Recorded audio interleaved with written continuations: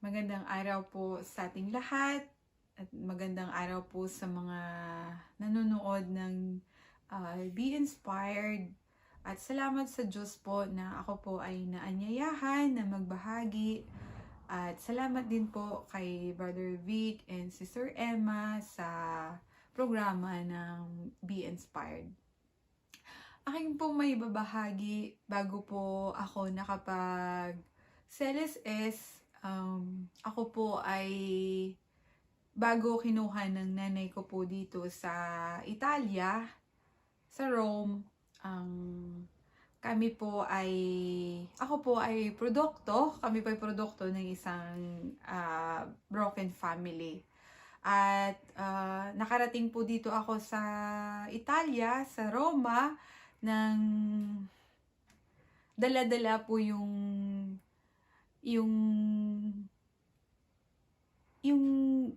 galit, yung sugat sa puso ko.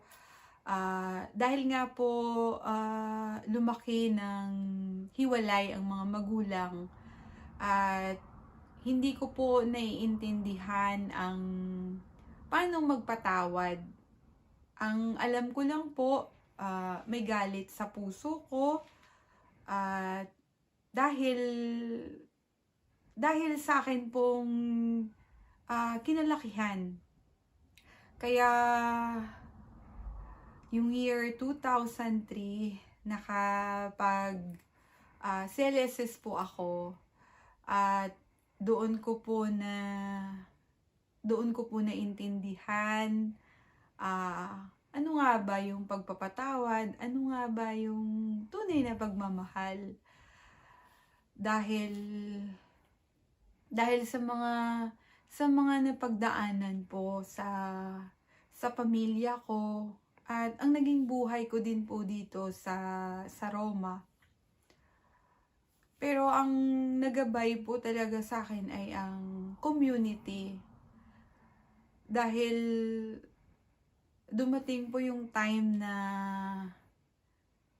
nung nagkasakit yung tatay ko, na meron akong galit sa kanya. Pero sa pamagitan ng paglilingkod, sa pamagitan ng community, ay natuto po ako na mahalin siya, patawarin siya, maging yung nanay ko. Doon ko naiintindihan yung mga nangyayari sa buhay namin. At doon din ako nakalaya sa galit, nakalaya sa hinanakit, nakalaya sa puot. At doon ko natanggap na naranasan na masarap palang mabuhay na kasama ang Diyos. Masarap palang mabuhay na naglilingkod sa Panginoon sa pamamagitan ng Love Flock Community. Dahil nung nagkasakit si tatay na hindi naman nung 6 years old po ako nung naghiwalay sila ni nanay, at lumaki na po ako noon na hindi na namin siya nakakasama. Kaya nung nagkasakit siya, hindi yung kailangan na niya ng gamot, kailangan niyang ipa-hospital. Doon ko naintindihan na kapag pala nagpatawad ka na, ay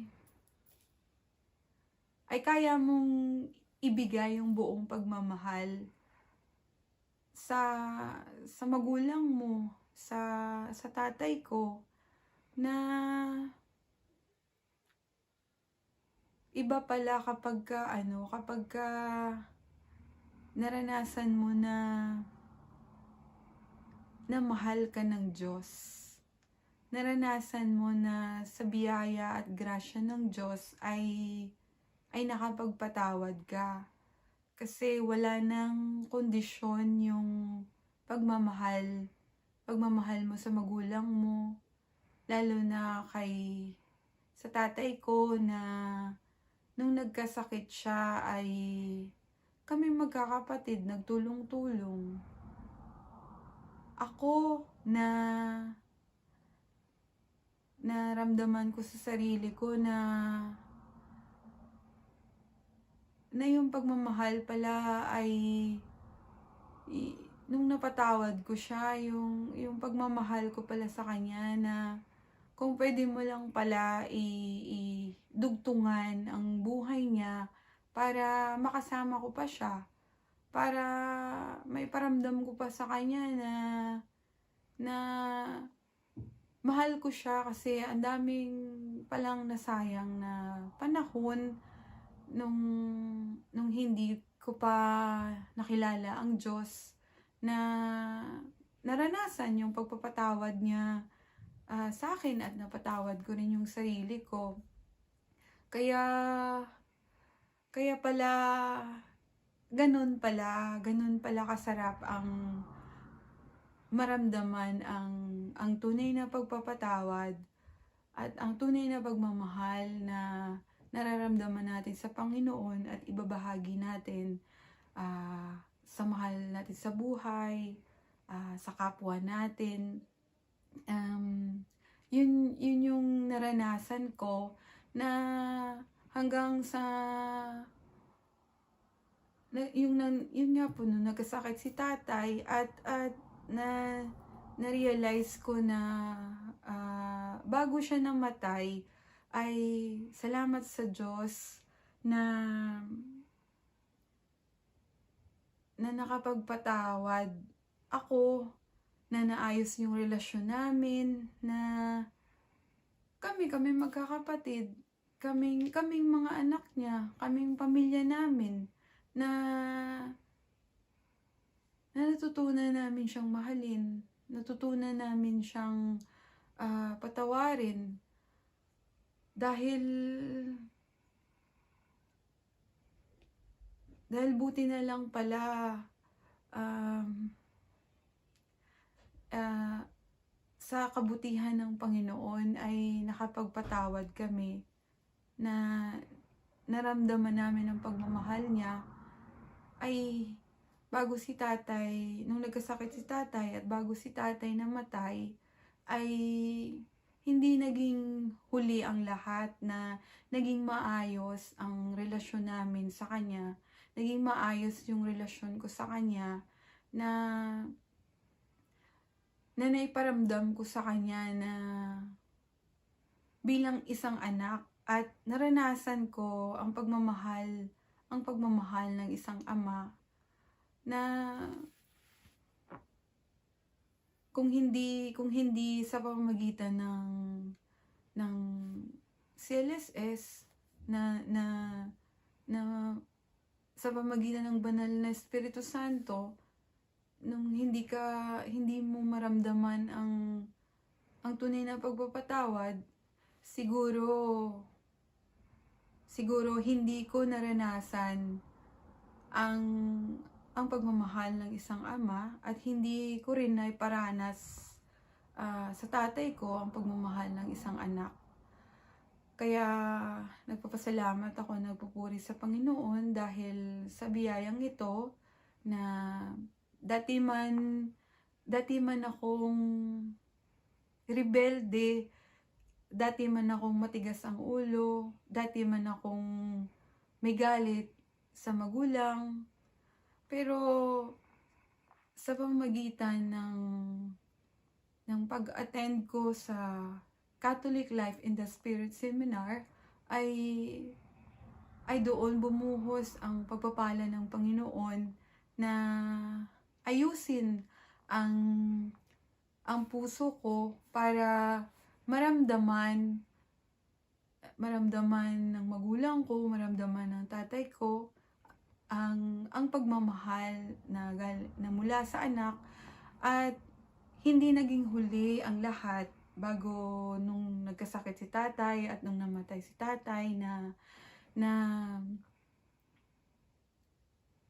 naranasan ko rin ang pagmamahal ng isang ama at sa kanya din.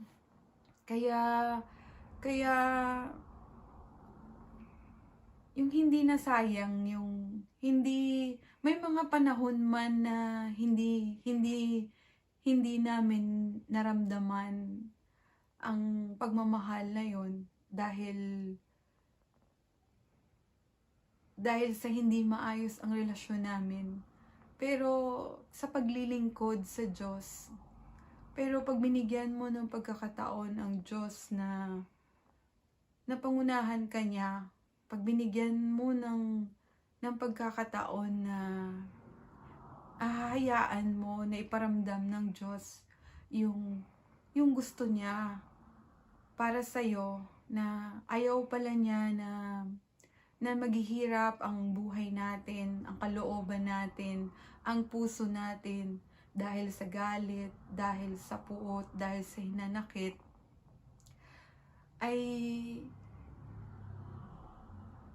gusto pala niya na maging masarap ang buhay natin sa piling niya, sa pagsunod sa kanya, sa paglilingkod sa kanya.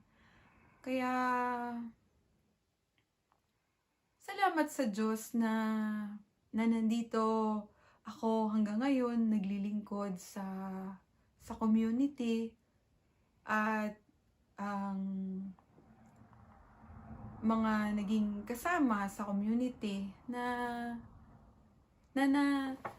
nalagpasan, na naranasan ang problema man. Pero ngayon, sa paglilingkod sa Kanya, ang problema hindi nawawala. Pero ang kapayapaan sa gitna ng problema, ang pagmamahal ng Diyos sa gitna ng problema, ang banal na espiritu na sumasama, na gumagabay, na natutunan ko para maglingkod, para sa pang-araw-araw na pamumuhay, ay siyang naging gabay sa buhay ko. Kaya muli po nagpapasalamat ako sa biyaya at grasya ng Panginoon na natagpuan niya ako sa pamamagitan ng CLSS, sa Love Flock Community, na siguro kung hindi, baka namatay si tatay na hindi ko naramdaman ang pagmamahal niya, at hindi ko rin naiparamdam sa kanya ang pagmamahal sa kanya. Kaya nawa po ay sa mga puso na hirap magpatawad, na hindi kaya magpatawad, kaya ng Diyos ibuhos ang pagmamahal niya, ang grasya niya. Basta handa lang tayong tumugon sa pagmamahal at biyaya at awa at grasya niya na sobra-sobra, na ibinubuhos niya, na hindi magiging huli ang lahat, na maranasan ang napakasarap na pagmamahal na nagmumula sa Panginoon, at napakasarap at tunay na kapayapaan na dumadaloy mula sa Kanya. Patuloy man ang pagharap sa problema, pero ang pinakamaganda, wala namang hindi tayo malalagpasan basta kasama natin ang Panginoon. Kaya Lord God, maraming salamat po sa biyaya ng community, sa biyaya ng Be Inspired, na nawa ma-inspire din po ang mga tao na patuloy nakikinig, at may mga tao ka nawang hihipuin, lalong-lalo na sa pagpapatawad, na nawa hindi maging huli ang lahat sa kalakasan ng kalooban, ng pagpapatawad dahil sa susi ng pagpapatawad, nandoon ang tunay na kapayapaan, ang tunay na kagalakan, lalong higit ang tunay na pagmamahal.